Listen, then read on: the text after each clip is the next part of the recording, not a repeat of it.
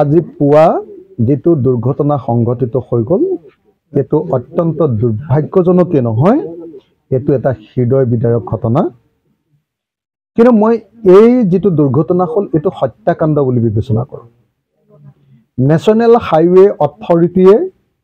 দীৰ্ঘদিন ধৰি আমাৰ ফ'ৰ লেনটো নিৰ্মাণ নকৰি এনেকৈ পেলাই থোৱাৰ কাৰণে আৰু যি ঠিকাদাৰী প্ৰতিষ্ঠানে এই কাম কৰিছে তেওঁলোকে সঠিক পথ নিৰ্দেশনা নিদিয়াৰ কাৰণে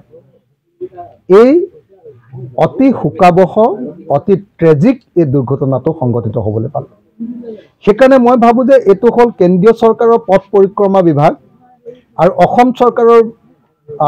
পিডব্লিউডি ডিপাৰ্টমেন্ট এই দুইটা ডিপাৰ্টমেন্টে আসলতে এই 15 জন মানুহক হত্যা কৰিলে এটো দুৰ্ভাগ্যজনক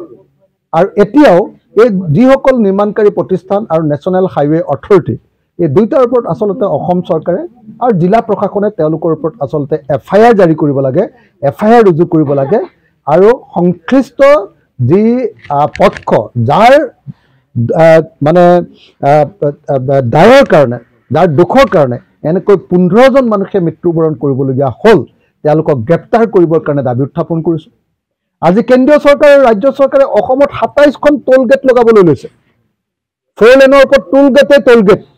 টোল গেট লগাই অসমৰ মানুহক হাহাকাৰ কৰি দিছে টকা টেক্স তুলি ৰাজহ তুলি কিন্তু চৰকাৰখনে ফ'ৰ লেনটো সম্পূৰ্ণ কৰিবৰ কাৰণে কোনো ব্যৱস্থা গ্ৰহণ কৰা নাই মই বিধায়ক হিচাপে আমাৰ শিৱসাগৰ সমষ্টি মানে আমাৰ জাজিৰ পৰা একেবাৰে ডিমৌলৈকে তাৰ পাছত একেবাৰে ডিব্ৰুগড়লৈকে এই গোটেই অঞ্চলটো এতিয়াও সম্পূৰ্ণতে ফ'ৰ লেনটো সম্পূৰ্ণ কৰা নাই বাৰম্বাৰ দাবী উত্থাপন কৰিছো আমি বিধানসভাত কৈছো আমি নেশনেল হাইৱে অথৰিটিক কৈছো আমি বাৰম্বাৰ স্মাৰক পত্ৰ দিছো সকলোকে জনোৱাৰ পাছতো এতিয়া পৰ্যন্ত কিন্তু ৰাস্তাটো সম্পূৰ্ণ কৰা নাই নেশনেল হাইৱে অথৰিটি অফ ইণ্ডিয়াৰ চেয়াৰমেনক মাতি আনিছো তেওঁৰ ওচৰত স্মাৰক পত্ৰ দিছো তেওঁৰ ওচৰত স্মাৰক পত্ৰ দিবলৈ গৈ ৰাইজৰ দলৰ মানুহে মাৰ খাবলগীয়া হৈছে কিন্তু এতিয়া পৰ্যন্ত ফ'ৰ লেনটো সম্পূৰ্ণ কৰি দিয়া নাই ফ'ৰ লেনটো এনেকৈ অৱহেলা কৰাৰ কাৰণে আজি এনেকৈ মানুহৰ মৃত্যুবৰণ হ'বলগীয়া হৈছে মই ভাবো যে চৰকাৰে কেৱল টেক্স ল'ব খোজে কেৱল টেক্স টেৰৰিজিম কৰি আছে কেৱল মানুহৰ ওপৰত এনেকুৱা কৰ দাবী উত্থাপন কৰি আছে কিন্তু মানুহৰ কাৰণে উন্নয়নমূলক কোনো কাম কৰিব পৰা নাই